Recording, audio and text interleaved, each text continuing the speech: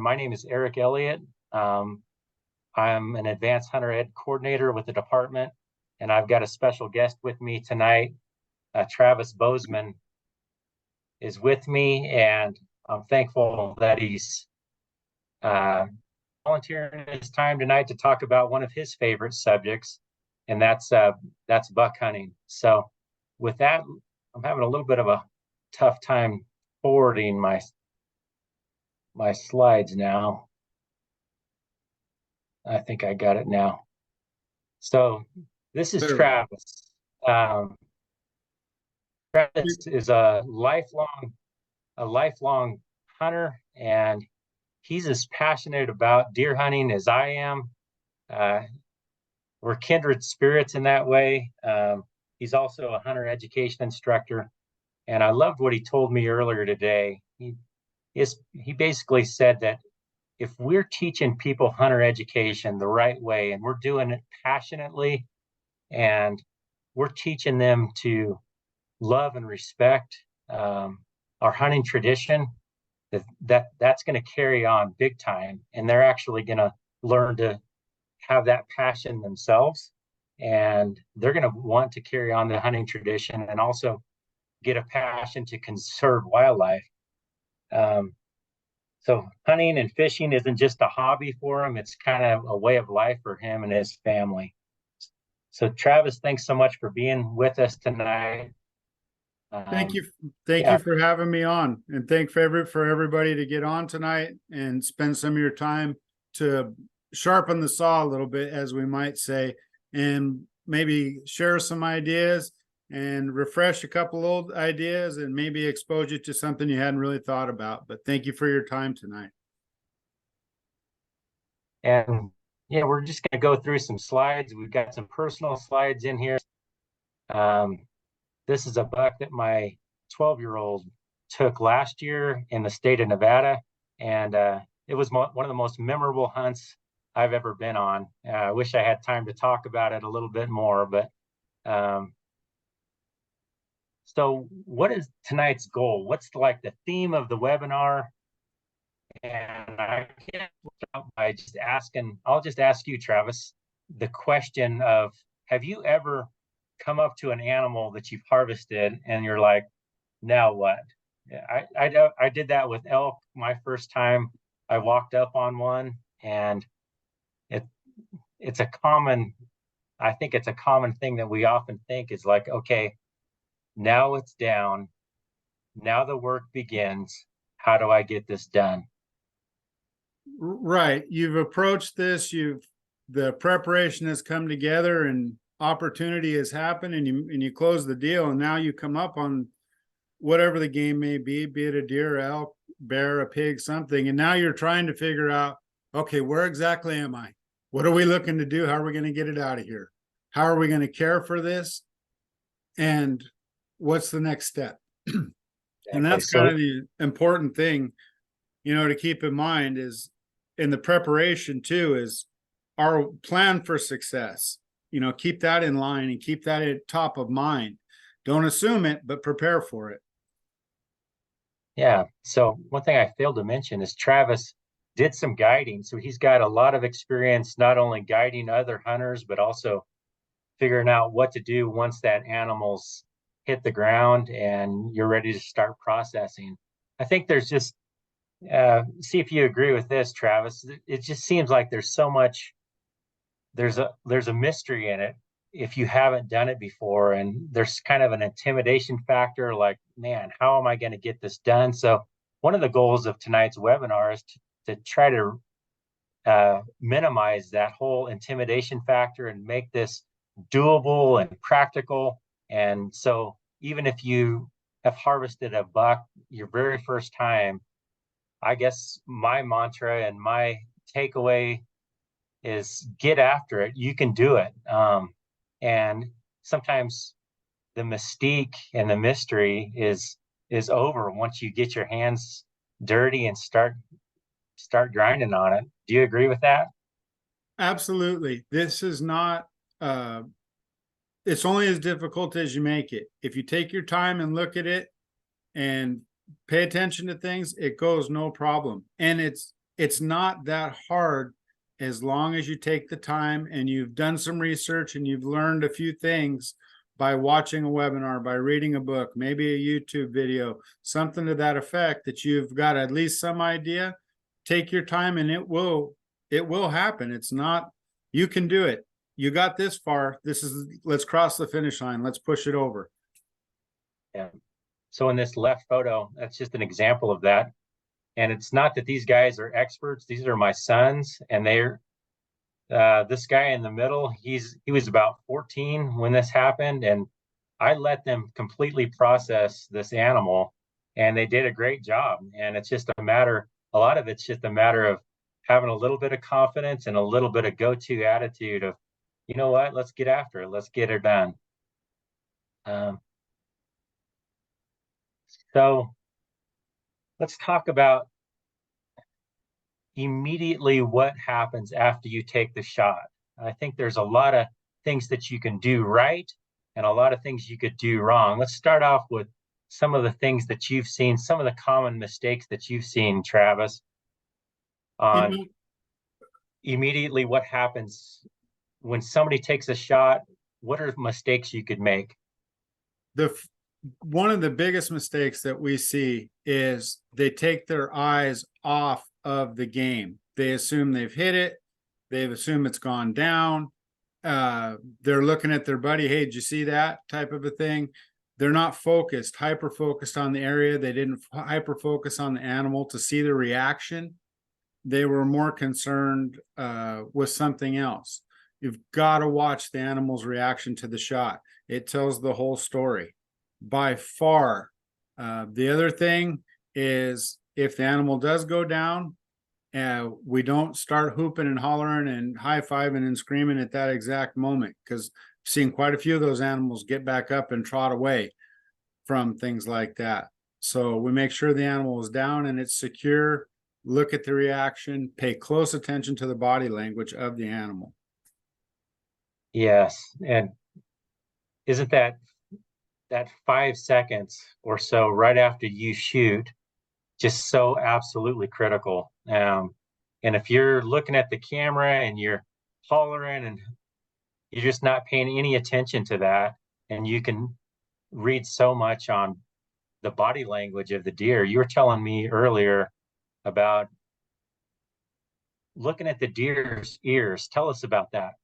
So one of the biggest telltale signs in my experiences with a deer, or an elk for that matter, is if oftentimes you'll hit them and you may not see quite the reaction you were looking for. Maybe they didn't stumble very much. You didn't see a kick, nothing like that. But the ears, oftentimes when an animal's hit, it will drop the ears, and the ears will remain at half mast or down as it moves away. It can be a good shot. It can be a less than good shot, but the ears will tell you a story that the animal is hit. Now we can focus on direction of travel and things to that nature. Where might it be going to that? But the ears will tell you a very good story. But really the reason you're going to notice those is if you're watching carefully after the initial shot. Yeah. So once I shoot, and if I have anybody with me, one of the things that I'm whispering the whole time, whether it's my son or a fellow hunter that's with me, is mark it, mark the shot, mark the location, mark where that deer was, and try to get a good landmark. And if you have a good landmark, that is so huge, because as you know, Travis, once you start walking up there, things change in a hurry. And there's been more than one deer lost by just failing to mark the location of the deer when you shot it. And some of them are stone cold dead. Tell us about some of your experiences with that. You know, we were talking about this earlier today. You know, when a deer falls down, it's not that tall. Even a really big buck is on a heavy side is 12 inches thick. In sage or tall grass, they're completely covered. So you have to mark the area very well, and you need to pick a landmark to travel to it. And numerous times myself, I've thought I had it dead figured out right where to go, and it wasn't there. And after making a circle or two, the actual scent of the deer is what brought me to it. Got downwind and got a whiff of those tarsal glands, and we knew, oh, it's over this way. And that was with, you know, good spotters and whatnot. We still had a hard time. Because remember something, when you're looking at it through a rifle scope, the detail is absolutely fantastic. You can see the blade of grass. You can see the two white rocks next to its left hoof. When you take that rifle scope down after the shot, you're with your naked eye. At 200 or 300 yards, those two white rocks by his left foot are no longer visible. Yeah. So it's very critical to pick your landmark, move towards it, and move towards it, especially if you don't know how well it's hit. Move towards it slow and steady and quietly. Slow your speed to about half to a quarter of what you actually stocked up initially on it. Right. It will help you. We'll talk a little bit more about that later, but yeah, that's so huge to mark the location. And then you're also going to be marking, if the deer's on the move, you're going to mark where you last saw the deer, find a landmark, pinpoint it. If you're blessed to have someone else there, have them pinpoint a landmark too, where you last saw the deer. And then the other one that comes in so handy is to mark where you actually were when you took the shot. And I do that for a variety of reasons, but I actually take my GPS out and mark the location where I took that shot, and then sometimes I'll put a piece of flagging up. Or I think you were telling me earlier today that you put your hat up. I use the hat quite a bit. Yeah. The hat seems to be a fairly fast and easy thing to get a good mark on a spot, and you can usually find that. Even if it's a camo hat, we can turn it inside out, and then it's got a little different offset to it. So it gives you a reference point, because Absolutely. we shoot as the crow flies. We walk via the terrain. And more often than not, these animals are not on football field flat ground. So you lose track of your reference point, and that one cedar tree looks like every other cedar tree pretty quick. Absolutely.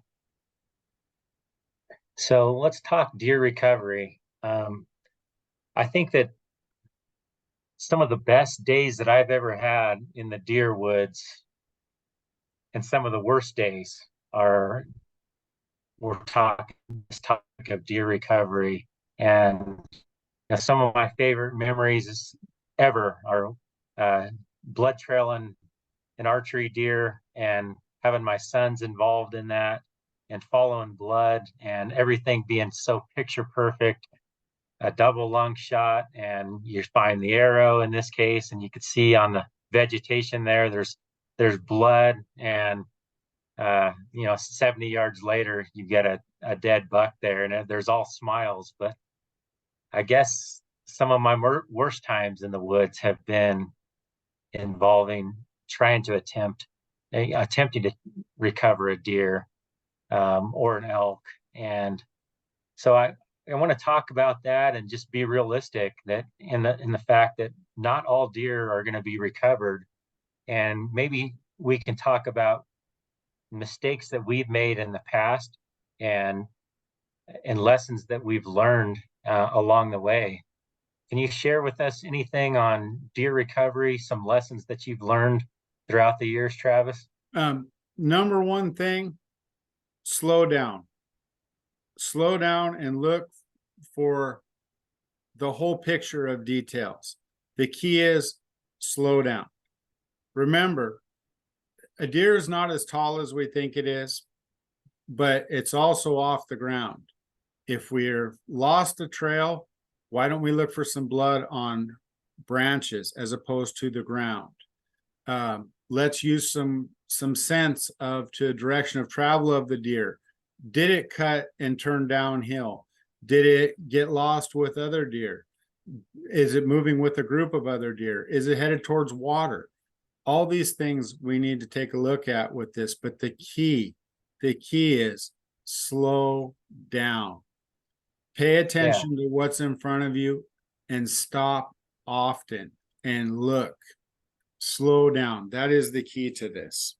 So yeah, slowing down helps for a variety of reasons. One of the reasons that helps me is all my adrenaline after the shot, whether it's me shooting or another person in my party that is shot, everybody is so jacked up on adrenaline, and you can look at people's hands and they're shaking, and slowing down and waiting before you move is huge. It gets you under control, and it allows you to focus up a little bit and breathe. And the other thing that it does is it allows you to think about kind of a plan of action and get with a buddy that maybe has seen the shot and compare notes and say, where do you think that animal was hit? And did it look like a good hit? What was the animal's reaction? So you're comparing notes with a friend. Um, to me, that's absolutely huge. And and then as you're approaching, I think you said it. It's just like when you think you're going slow, go even slower and have every sense that you have, all those God-given senses. Even that you mentioned it earlier, that sense of smell. Just be thinking, I want to tune into everything. I want to hear everything that's going on. That snap of the branch, that thud. Was that the animal going down? Could it have been? Um, so you're on high alert, just like a mountain lion would be, right? So I want to talk a little bit about there's a misconception, I think, in the hunting community that if there's no blood, that animal wasn't hit. What's your experience with an animal that's actually been hit and there's limited or no blood? That happens more often than we probably realize. You have to remember something, especially later in the year, you're dealing with a layer of fat. And depending on the entrance and exit hole and height of it hitting the body cavity, how long does it take for the blood to actually fill out of that? The fat can plug the holes. It's not that uncommon to have little to no blood on a very well hit animal. The key is, again, is like we were talking about, watch the body language after the shot. Did you see the mule type kick? Did it spring up, folded in a U? Did it hunch up and walk away at a very slow pace? This is why that, after the initial shot is so critical. But when we have little to no blood, we get to where we believe the animal is, and this is where we really need to slow down and pay attention to what the sign is telling us. Again, where are the tracks going? Where did we lose the blood? And most important is, if you're finding little drops of blood or little signs of tracks, don't walk on where you're finding the little signs of tracks or the little drops of blood, because you will lose it. Don't be afraid to use that hat that you marked your shooting spot to mark where the last spot of blood was, so you have a reference point to go back for. We may swear that these animals have wings and fly away and we never know where they go, but they do leave a sign. And if we're going slow enough, we can find the next sign. That is 90% of the time. But we get excited, we walk on the trail, we may ruin a spot or two of the sign on the trail. Let's take a minute, slow down, and pay attention to these things. And as a hunter, I mean, the tendency is to want to go and move fast and try to find the animal, and that goes for other people in your party. I think it benefits everybody to to slow down and wait. And sometimes I've had to tell people, even grown men that have been hunting with me, stay back, and because they're I've actually seen people walk over blood and walk over a good track. And once that happens, it's really, really tough sometimes to find that last blood when there's boot tracks all over the place. You know, uh, there's there's something to keep in mind of this too. The safety plays an important role in True. this. We are absolutely excited over the shot that just took place. We know we've hit this animal. We're hoping it's a good hit and we're going to come across it soon. But the person doing the shooting needs to be the point man on this. He needs to be up on point. We can't have people in front of him because things happen quickly. And an animal springing up, we can have an issue at that point. So it's important to keep safety in mind and stay back. Really true. So the slide here talks about being tenacious. I guess what we mean by that is to not give up too soon. And from personal experience, being with other hunters and also as a game warden for 20 plus years, you see people giving up way, way too soon. And I've seen this time and again. I see it regularly with people that long range hunt and take long range shots. Shots is 400 or 500 yards, and if they don't see an immediate reaction or a dead deer, I've seen people literally not go over and check the area where the deer was. And I think that's a common problem and a mistake that people make. And just to know also, you're shooting at a buck at 400, 500 yards, how incredibly difficult it is to find that exact spot where that deer initially was. You have any You know, thoughts on that, Travis? absolutely. It's you as it gets out there further. I mean, 100 yards is bad enough. I'll tell you, uh, take and look in your own neighborhoods at 100 yards and try to walk towards something that you throw over there. Throw a ball over in that direction, try to walk right towards it. Now try to get an animal that's hiding. You add up that 400 or 500 yards, and again, we're looking at it through a rifle scope. The detail's good. Now walk 500 yards through mountainous terrain and try to end up at that stump. Mhm. There's oftentimes more than one stump in the woods. So the marking is important. The spotter, having a spotter work you to it. But the most important thing, and I know the long range hunting is a big deal right now. That seems to be the fad of the day. But just because a rifle can shoot 600 or 700 yards doesn't mean that we can shoot 600 or 700 yards. You owe it to yourself and you owe it to the animal, especially to take the shot within your capabilities. Be real and be honest with yourself. And that will help a lot of game recovery right there. Is if you keep your shots to your absolute effective range, not beyond that, not a hope and a prayer. Because just like Lieutenant Elliott was saying, is oftentimes people will think, oh, I didn't find it, didn't find any blood, no hair. Well, that doesn't happen instantaneous. And oftentimes you're not at exactly the right spot either. You owe it to your animal to make sure good and well that it was not hit. Spend a little extra time, broaden that search pattern.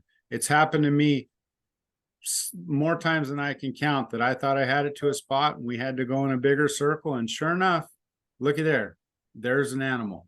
And it's about 40, 50 yards from where you thought it was because of Really getting true. to it across canyons and whatnot. And it sure looked like that cedar bush and there was a white rock. Well, guess what? There's more than one or two of those out there in the woods. It's really true. And one technique that I've used in the past, seems like everybody's got a GPS or you've got OnX. One thing that I've done is, especially once you start that grid pattern and you're looking for that animal, is to actually set a track. And what that does for me is it allows me to see where I've looked and maybe where I need to look. And so if you haven't located that animal, it's sometimes helpful to look where you haven't looked. And it's surprising to me sometimes where the old wives' tales of, a wounded buck won't run uphill. If it's wounded and it's hurt bad enough, it won't do this. And it's like, well, I just recovered a buck that ran straight uphill and almost vertical, and it died as it was running. So um, I guess paying attention to good track and looking where you haven't looked, and then also that GPS, setting that GPS track often helps. Um, one thing that is super helpful as well is to get somebody else involved in this. I don't know if it's just me, but after spending 20, 30 minutes looking for blood and not finding any and not finding your animal, sometimes it's so discouraging. And uh, but when I've called someone else, I think that helps me slow down too. And I've called my brother and just gone, please come help me find this animal. And just to have another perspective on it and another set of eyes to maybe look, maybe even in the same places that you have looked. Um, I've had friends literally come and help, and within 15, 20 minutes, they're yelling, your buck's right here. And to me, there's no better sound in the woods than that. Talk to us about your perspective on that, Travis. It's always two sets of eyes is better than one, four sets of eyes is better than two. There's no question of that. One of the things that I think a lot of times we get when especially when we're looking for a blood trail or we're concerned about a hit of where the deer is hit, is we get so laser focused where we should be a little broader focused. We're looking for blood on the ground. We're looking for this. We're looking for that. Very specific things. And that's what we're looking for. Where a second set of eyes comes in, they're not so laser focused. They don't know what the last blood spot looked like or whatnot. They come in with an open mind. And that's oftentimes how it gets an extra set of eyes, picks up something that the initial set of eyes messed. We also, you're looking for the animals do tend to go to the snags. We know they go to the bad, rougher countries. That may be uphill, maybe downhill. A lot of times I think wives' tales about the animals will only do this or only do this are kind of like lures that catch fishermen, not fish. It's kind of the same theory of that. Somebody said it once and it became gospel. The animal will do anything it can do to survive. If it's wounded, it's going to try to survive. If it's running dead and died, it's trying to get someplace to survive. That second set of eyes will help. And don't become so obsessed with we have to find blood. Maybe we can look at some hoof footprints. Are these footprints dragging? Are they staggering? Is it three-legged footprints, even if it's mixed in with others? Is it favoring, it won't face square downhill, it's favoring one side, it's things like that. That's where this slowing down and paying attention, and most importantly, observing all the surroundings, because the clues are there. Like I said, they won't grow wings and fly away. They're there someplace. We just got to take the time to find them. Yeah, exactly. I've seen that a few times on deer and elk that haven't been bleeding that well, just following track. And sometimes you don't even know for sure that you're on that track. You're just following a good track, maybe side hilling, and then you notice something just out of the ordinary where that track all of a sudden starts going vertical downhill. And just look for clues like that, like abnormal track activity, and then all of a sudden you're on stumbling track, and next thing you know, you're on an animal right there, and the animal really hasn't bled that much at all externally. And this is where the giving it a little bit of time after the shot, if we're not sure of how quality the hit is, how good it is, we give it a little bit of time, because sure enough, that animal may lay down. If it lays down, it will leave a little blood in a bed. That gives you an idea of where it's hit, the type of blood you're dealing with. You can see how fast it got up by the tracks around the bed, little things like that. But it only happens when you slow down and you pay attention. Like I said, if you think you're going slow enough, cut that in half. And Yeah. that's a good place to start. Let's talk about gear. There's so many things that you could put in a pack. Let's talk essential gear. What do you actually need to take care of this animal that you've now recovered, Travis? Of these items on the screen, the three things, and I think we laughed about this a little earlier today: a sharp knife, game bags, and stringer cord. I'll circle back to each one. The stringer cord, it's to hang the meat, but there's also another little fun thing. Oftentimes these animals aren't exactly dead on perfectly flat ground. They're on a hill. You've never had the fun of trying to field dress an animal as it's sliding down the hill past you and you're going with it. So it does, sometimes you have to tie them up, tie their antlers to a tree or whatnot, so you can actually get some traction with it. The other thing is deer to a point, but anybody who's ever tried to field dress an elk, if you don't tie the leg to the side, you are going to get hit in the head. And a deer is bad enough, an elk will knock you out cold. So there's a little safety feature there, or a little bit of fun. Right. The sharp knife, that goes without saying. But before we go too far into this, it does not need to be a machete. We don't need a Bowie knife to cut this, to butcher an animal, to field dress one. 3-inch blade, perfect. No problem whatsoever. You're never going to need any more than that. I don't care if it's moose on down. You will never need a bigger knife than that. The game bags, they're essential for the post-animal care once you've got the meat off to get it cool and hanging. But those are the three items I find the most useful out of that, to be honest. Yeah. Tell us about a saw. When would you need a saw?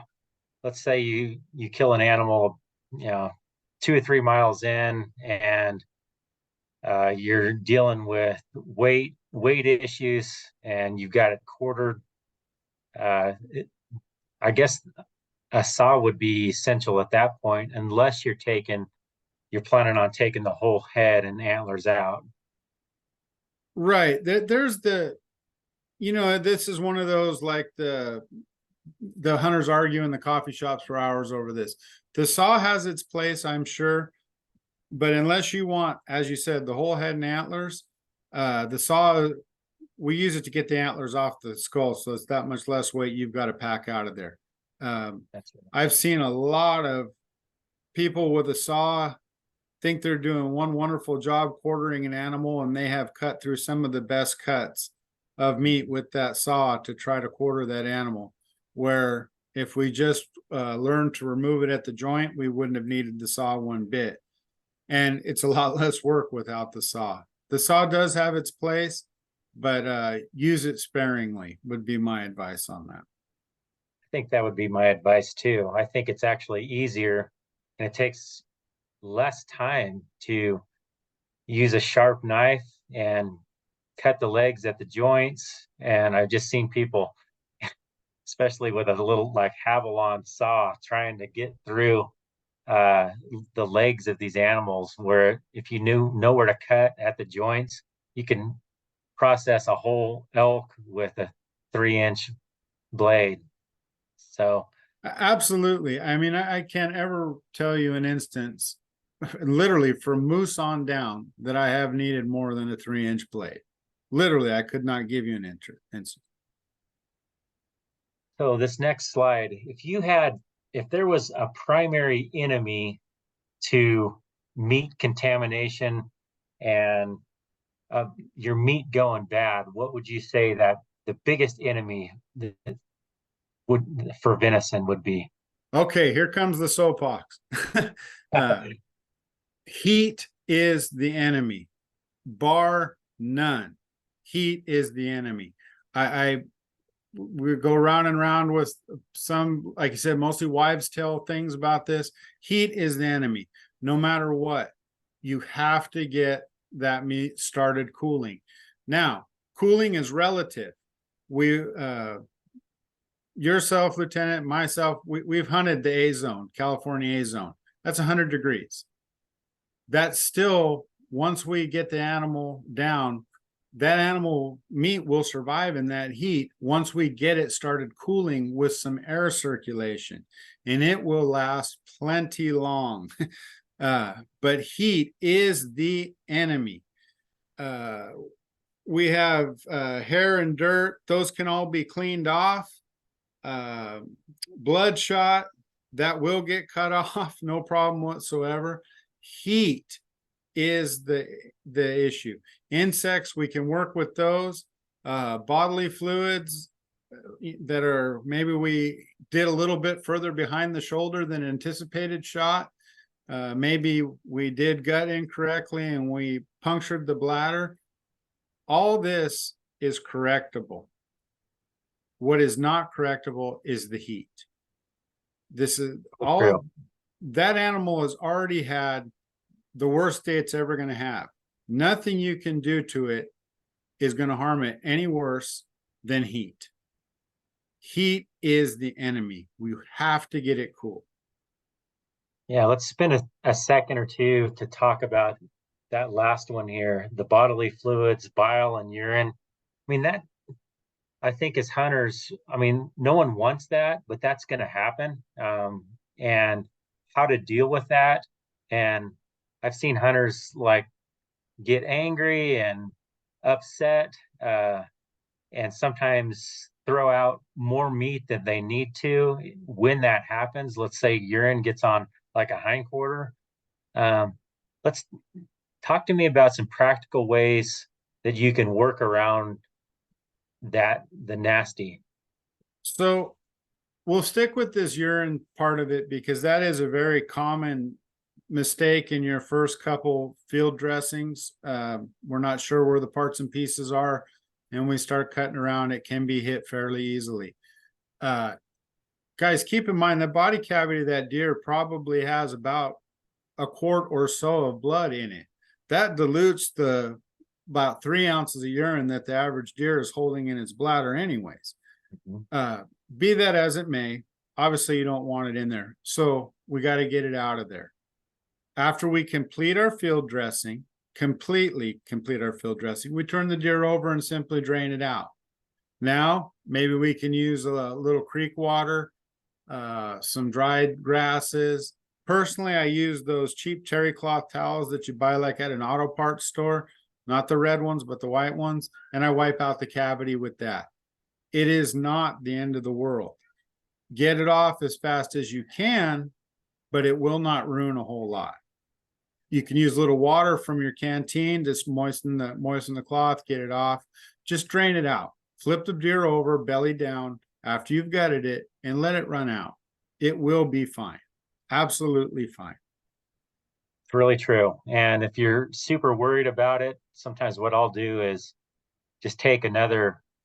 I always carry a extra deer bag or two. And so if you need to separate those contaminated portions, maybe you've got a ham that you're a little bit worried about it having bile or urine on it. Sometimes I'll separate that out and maybe even cut some of that and trim some of that meat off of it. And so you're not contaminated, your whole sack of meat. There's one thing I like to caution people, especially when we say we'll trim a little bit off, is this ends into the incredible shrinking deer. Yes. Because as you go to trim a piece of the meat off, well, now you've got it on the blade again. Well, I'm going to cut a little bit more off, and I'm going to shave a little bit more off. And we go from like a turkey leg size meal down to a quail leg size meal because we keep trimming. In my experience and in my opinion, wipe it off as best you can and get it out of the field. We'll deal with it in camp or a more sanitary situation. Then we'll make the call as to what we need to do with it. In the field, the biggest thing is give it some cooling. Remember, venison gets a nice coating on it. It will help seal out any impurities. So get it out, get it cool. We'll worry about the final cleaning back at camp or elsewhere. It's really true. And this slide, we're just talking about just getting after it and being not being intimidated, but immediately starting to reduce the body temperature of that animal. And I know you said earlier that uh, you field dress all the animals. Is that something that you do immediately, Travis? And I am emphatic about the field dressing. I mean, we punch the tag, we get the tag situation solved and affixed to the animal securely, and then we field dress. We can take pictures way after that. The field dressing is the initial part. That is the critical. That's what starts the cooling. That's what gets everything, gets you closer to a good piece of meat for the table, which is the end result goal of this, right? But field dressing absolutely as fast as possible. No question. absolutely. So I've got all these methods listed here. I'll bet you there are a few others as far as how to process, how to gut, how to skin your animal. Um, I guess this is really dependent upon where the animal is and the whole totality of the circumstances. Uh, you think it would benefit someone to actually learn how to do each of these or have some familiarity on how to do each of these methods?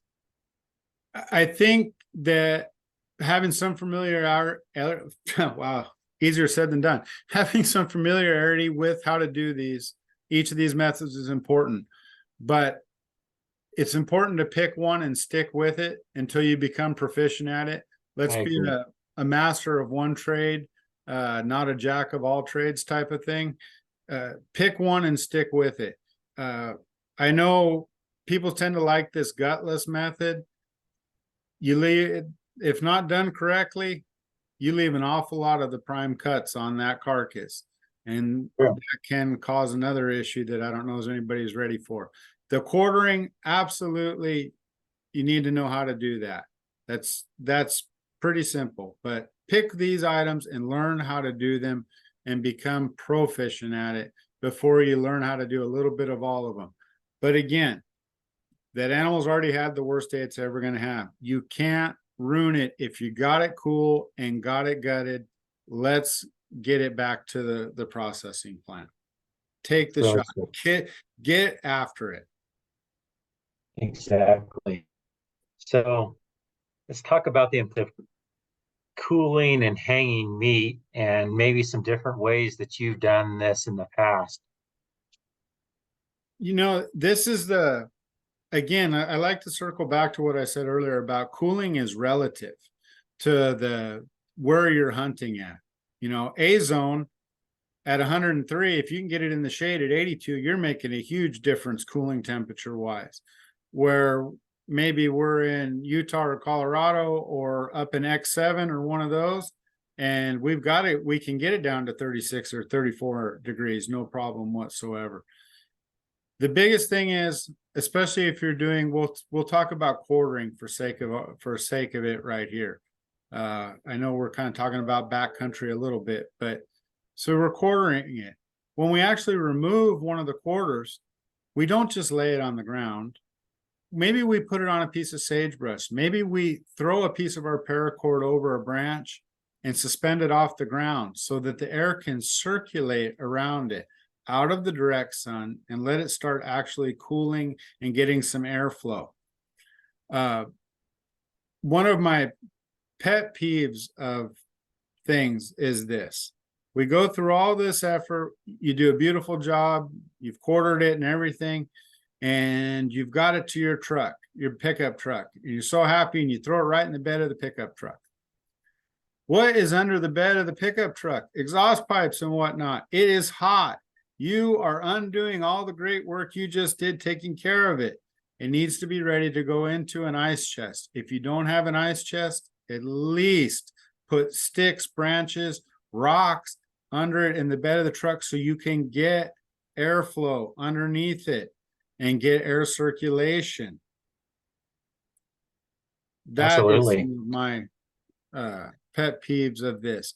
The hanging, get it hanging as fast as you can. There is one thing, Yes. I'm not sure if I'm jumping on this out of order on this one or not, fine. But guys, I'm gonna give you a perfect example. Let's say that you've shot your deer and it's ideal. It's 200 yards from the nearest accessible trail. You've just sent your buddy to grab your truck and you've gutted the deer, and there it is laying on its back. And we're going to say we're hunting early season D14. So it's 82 degrees now. We shot the deer at noon. It's 82, 83 degrees. That ground is insulating against the meat and against the hide of that deer. You've got it laying there on its back. You are starting meat spoilage. Don't just leave it lay on its back or on one spot. You've got a play that's time to flip the hamburger game. Move it around in the heat from side for a little bit on each side so the air can circulate while you're waiting for your ride to come, type of a thing. There's probably been more animals spoiled from somebody thinking they were doing a good deed, prop the chest cavity open and leave it laying on its back, the strongest muscles in that deer, and walked off to get their truck and come back in 2 hours thinking they'd done a great thing, and it started to spoil because the hair in the ground insulated the backstrap meat of the deer. True. Pet peeve though. So I think there's also a misconception on how long you can hang meat, and primarily, I think I've heard so many things about if it's hot, you better get that deer into a cooler ASAP. What are your thoughts on that, Travis? Obviously, to get it to the cooler as best you can if it's hot, but again, cooling is relative. To me, it's relative. As long as it's got not in direct sun, it's in the shade, it's got some good air circulation, you've got it covered.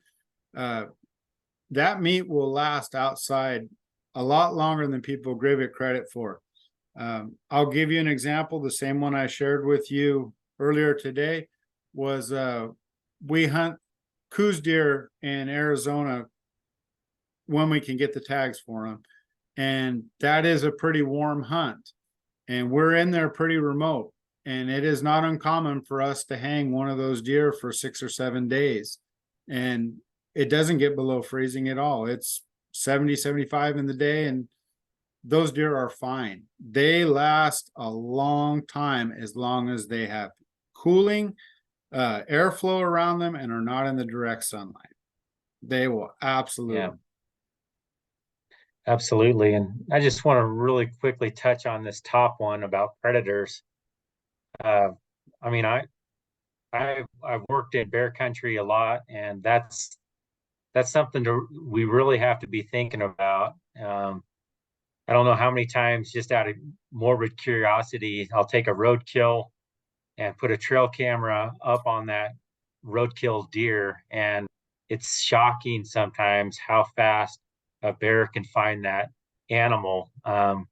And we also know the lions also will claim others' kills. So I guess just not being paranoid about it, but just have making a common sense strategy and being able to be loud before you go waltzing in and trying to grab the deer that you've hung up in a tree. And I think that's something also to think about. I've been to many, I think I can think of about 6, 7 different, whether it's deer cases that I've made as a warden or even on personal hunts, where bears are finding these animals in a really brief amount of time. So knowing you're hunting in bear country, just taking precautions, not keeping the deer meat right on the ground or accessible for a bear, making it a little bit more challenging for them to get to it. I think that's the hunter's responsibility. So let's talk about how far is too far and knowing your limitations.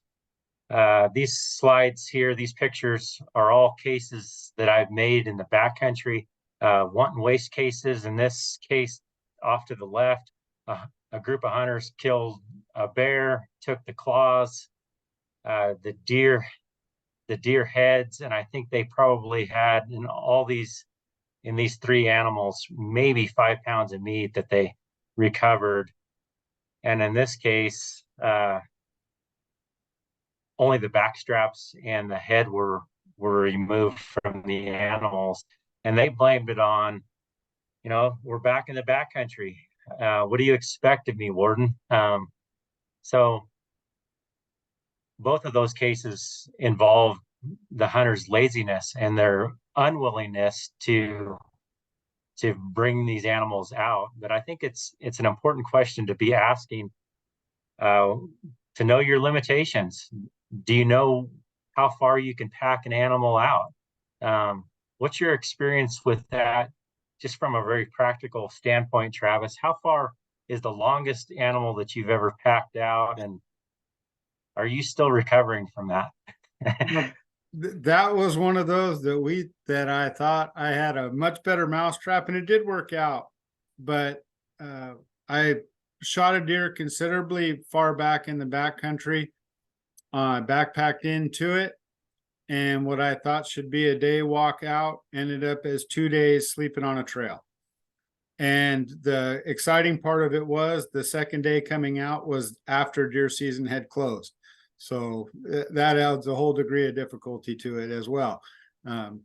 Make one of my favorite friends, right? To be honest with you, we make a joke about it, but how far is too far? Know your limitations, your physical limitations. And let's be real about be true to yourself as to what you can carry and how much time you have to invest in it. There's something to keep in mind. We shoot a deer, and let's just call it for a roundabout number of 50 pounds of meat. You're going to put that on your back and walk out. Okay. Can you carry your day pack plus 50 pounds of meat for any length of time? Have we tried that? Do we know how far it can go? Now, we may have tried it around our neighborhoods on flat ground, but have we done it carrying it up a hill?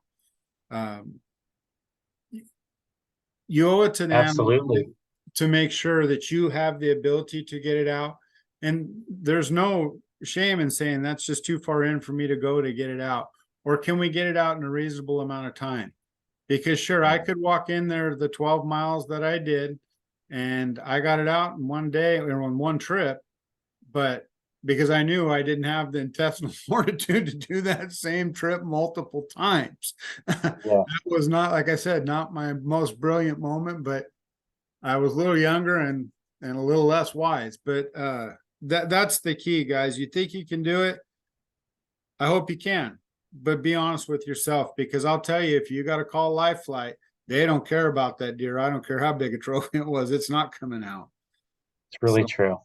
So yeah, this University of Wyoming study, I found to be very accurate. We've actually weighed boneless meat after we've got mule deer back to the house, and we're also hunting with horses, so we'll have a scale with us as well, and it's pretty close. It's very accurate. So again, this is boneless. You're not talking about having bones in the quarters, but you're still talking about a significant amount of meat. And I think one of the things that is pretty cool about this slide is look at the age class and the difference in weight between like a forked horn buck and a mature buck. We're talking about almost double. And I'm not a trophy hunter. We like to hunt. One of the main reasons we like to hunt is for the meat.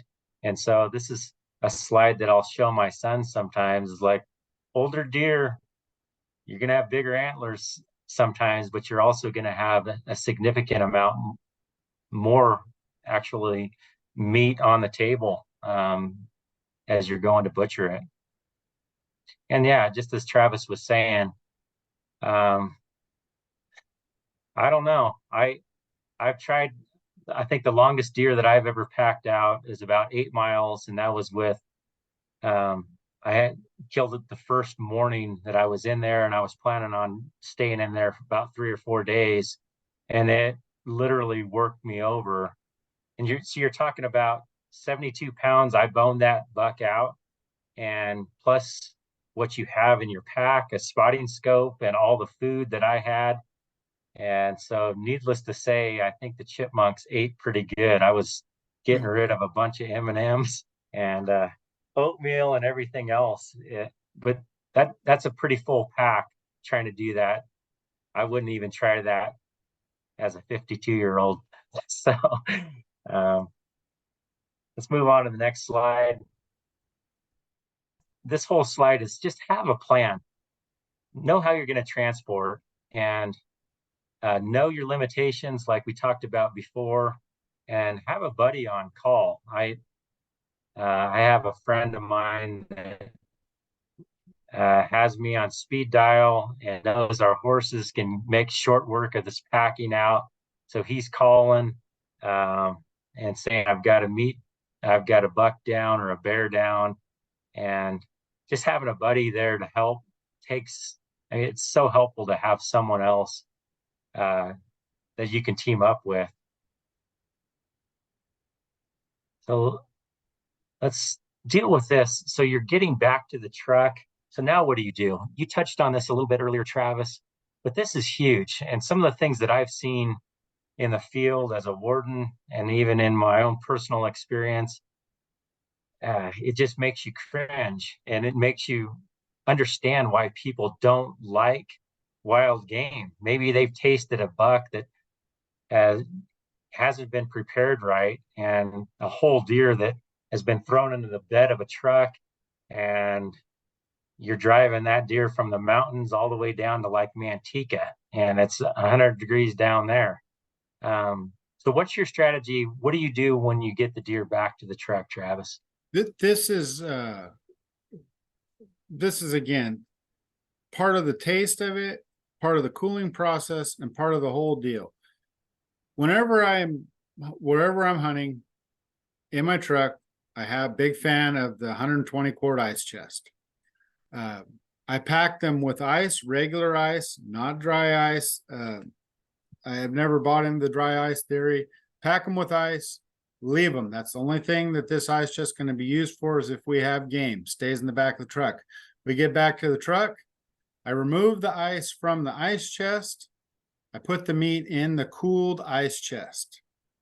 I then put the ice into plastic bags, not the meat. The ice goes into plastic bags. Tie it off, put over the top of the meat. I have the meat off of the bottom of the ice chest using 2x4s and a little bit of metal grate that lift it off. I undo the plug on the ice chest so the water can run out, the ice water can run out. And I seal that lid, and it doesn't get opened again until we're either home where I'm going to process it or to the butcher on the way to process it. The ice chest needs to cool it. We cannot just throw this deer in the bed of a pickup truck and run into town, run home with it. This is how meat gets spoiled. This is how it gets road dirt and road grime and bugs. And more important than that, inevitably, you're going to go to the gas station and you're going to get fuel and a monster and everything else. And now you've got a bloody deer in the back of the truck and you ruin somebody's day about it. It's a poor depiction of a hunter at the same time. So use the ice chest. I will say this, I'll go on record with this, though, again, wives' tail thing, I don't worry about the water getting on the meat as long as it's not submerged in the water. That's why we take the plug out of the ice chest. You look at any outfitter, game processing place, they hose the carcasses out after when they're butchering them. The water's not going to hurt anything as long as it can get off of it. It's not submerged. Again, biggest thing is heat and cooling. You got to pre-cool the ice chest. If you throw the hot deer in the ice chest doesn't know hot or cold. Throw a hot deer in a hot ice chest, guess what? You still got a hot deer. You got to pre-cool the deer. You got to pre-cool the ice chest. That's why I'm saying pack it with ice before you go. I said, assuming preparing to get one, have the ice chest just for deer. That's the way I do it. That's the way I do it too. I'll freeze water jugs and have more than enough water jugs, um, and then I'll insulate, throw those water jugs, just stack it full, and then throw an old blanket or an old sleeping bag over those jugs to insulate it. And it's amazing to me. I've been on hunts where, especially with a good ice chest, 5, 6 days into the hunt, come back to the vehicle, and the ice chest is, I mean, the ice jugs are still frozen. So Absolutely. lastly, I guess this is a no-brainer for us, Travis, but I think that it needs to be said that this table fare is so, so delicious. And I'll just talk about this left slide a little bit. And I think some of the best memories that I've had in the backcountry or even on any hunt is when you're making memories and actually eating some of the game in the field. It's like a celebratory meal. And here I've got my boys, and we've they've got aspen branches, and they're cooking ribs. I can't tell you their most tender ribs, oftentimes tough, but put salt and pepper on it. It just makes for a memorable meal. We've done the same thing with liver and onions. I'm not a big liver guy, but on the other hand, there's just something special about having a celebratory meal in the woods. And talk to us a little bit about this right slide and what you noticed about that, Travis, and what maybe a common problem or a common mistake people have in cooking wild game, especially deer. Wild game, anything over medium rare is overcooked. It's meant to be cooked lighter. Remember, we don't have the fat tissue, the marbled fat that you have in domestic animals, and we don't need to cook it to this side of shoe leather because we're afraid of some pathogen. Guys, if this meat had pathogen in it, it would already been eaten by a mountain lion. I mean, these animals are healthy more than not. So don't overcook it. And when we're going to go ahead and start trying to cook some of our harvests, especially when we're just learning to do this, let's start with a simpler recipe. We don't need to break out the Steve Ranella cookbook to do, a wine sauce reduced orange flavored deer over a bed of, Jamaican scallions or something. Garlic and butter will knock it out of the park. Just cook it, enjoy it at the time, and stick with the medium rare. That's how it's meant to be eaten, and you won't have any kickback from that. That's right. So Travis graciously advised that we could throw his email address on. If you've got questions of him, he lives and breathes hunting. So throw him an email, contact me. There's my cell number on there. Email. So yeah, there's no question off limits. If you're a new hunter, I absolutely welcome that. I love talking with new hunters. I love talking hunting. I could do that all day. And I think that's one of the reasons why I think I've got the most blessed job in the whole world. I get paid to talk about hunting. So with that being said, I'm going to stop my share and kind of go to some of these. Looks like we might have a few questions. One of the questions is about esophagus removal to eliminate issues with enzymes. Is this really an issue? What are your thoughts on that, Travis?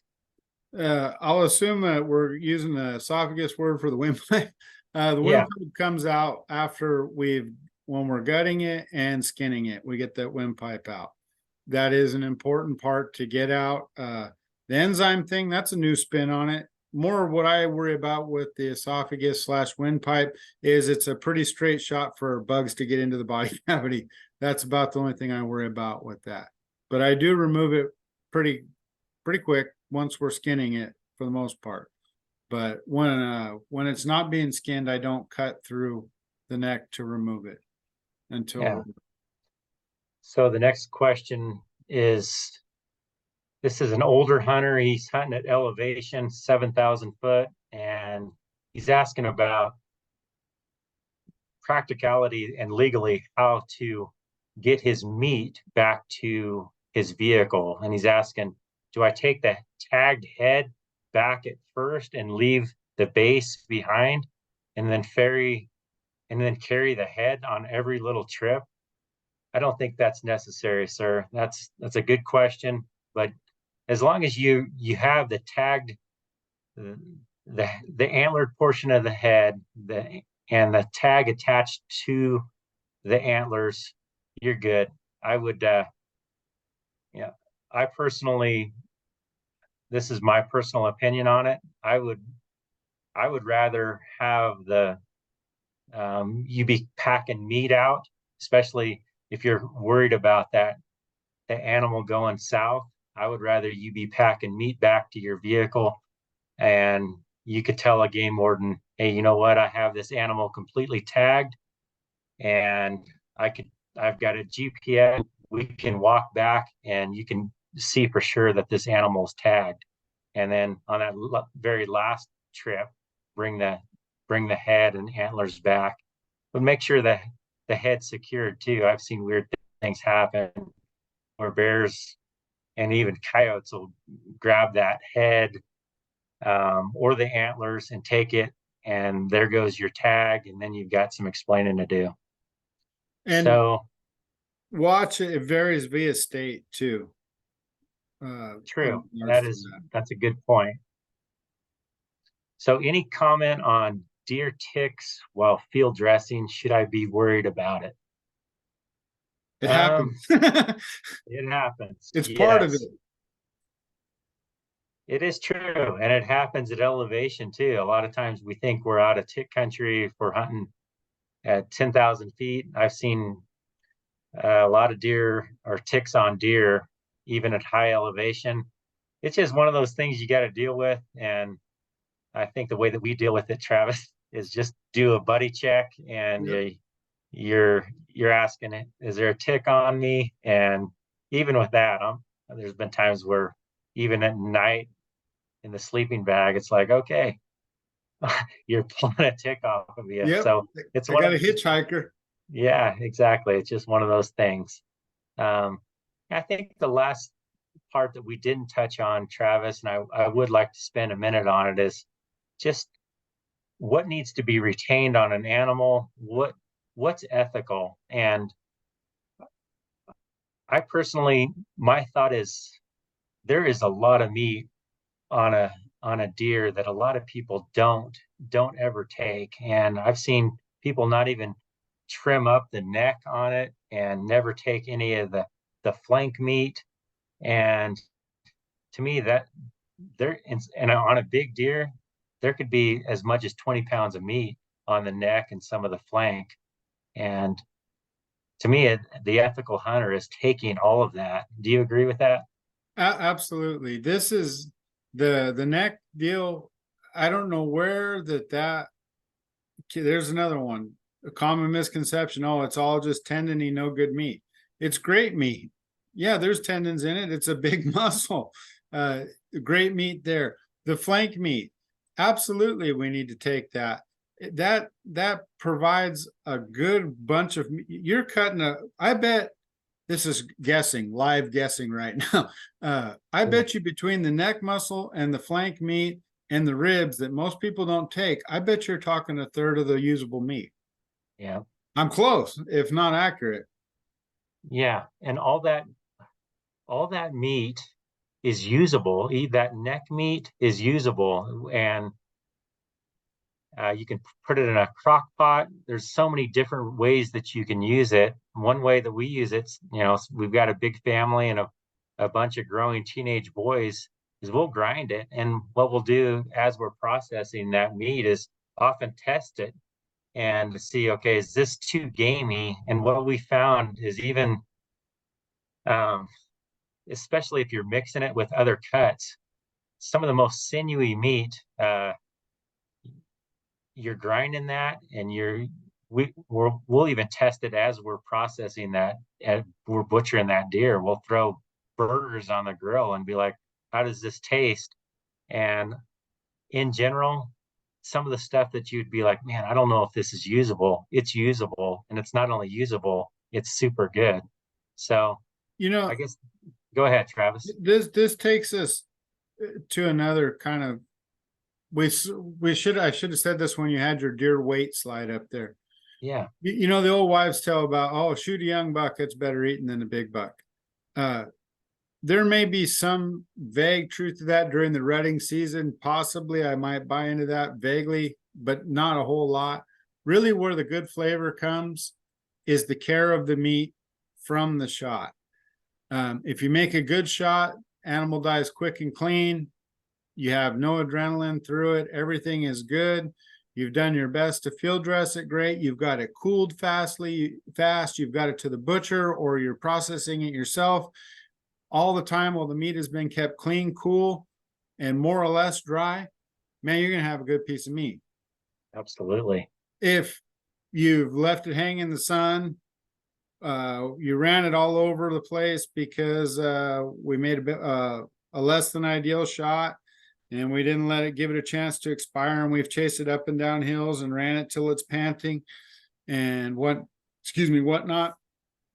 And then once we did gut it, we didn't get the guts out of it quickly, and we didn't skin it. We drove it around so everybody knew we got it.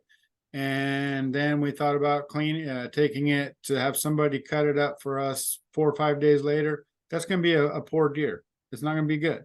I mean, that's Yeah, the reality of it. If we take care of it, remember, heat is the enemy. Make the best shot we can, because we're staying within our limitations as a marksman, and we're staying within our limitations as a animal recovery specialist, and we're getting it clean, cool into the vehicle, into a processor in a good amount of time. We're going to have a great piece of venison. yeah. So one question, we're just about out of time, but I want to address this. So what do you leave behind, and how do you leave it? I wish I had a slide of, I've taken some pictures of deer and elk uh, that have been the carcasses that have been left in the field, and you're seeing bone.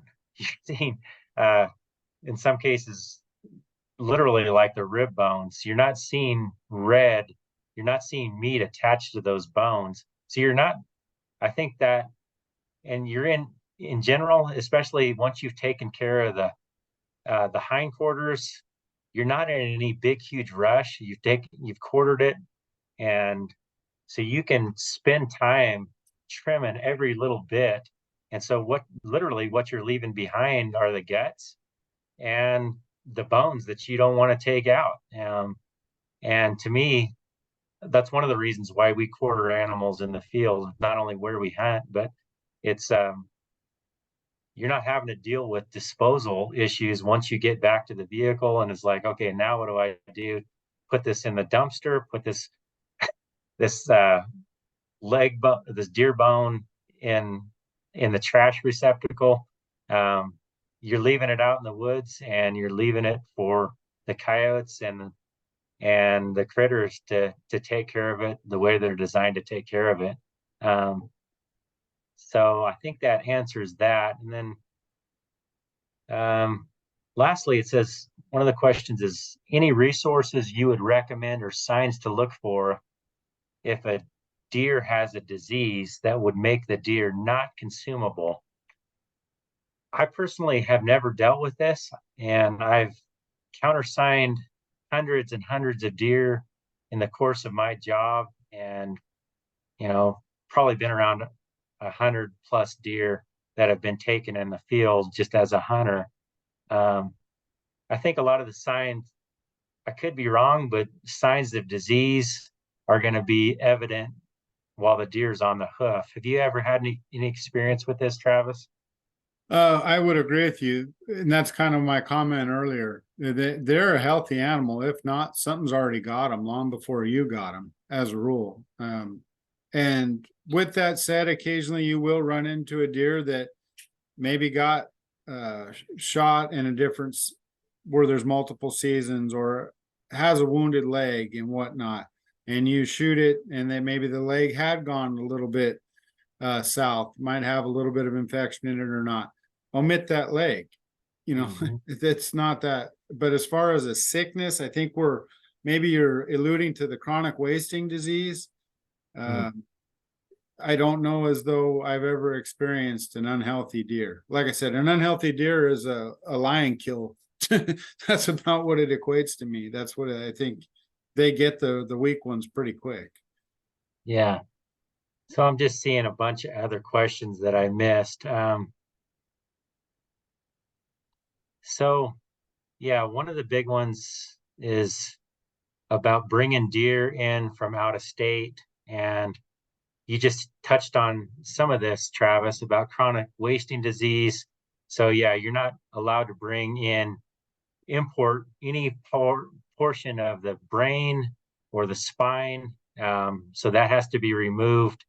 And then you've got to declare that, have a declaration form. You're declaring that animal as you're importing that. And there's more information online about that. Um, and yeah, there's a whole variety of ways. One of our hunter ed instructors talks about using pruning shears to open the pelvis for quicker cooling. Great suggestion.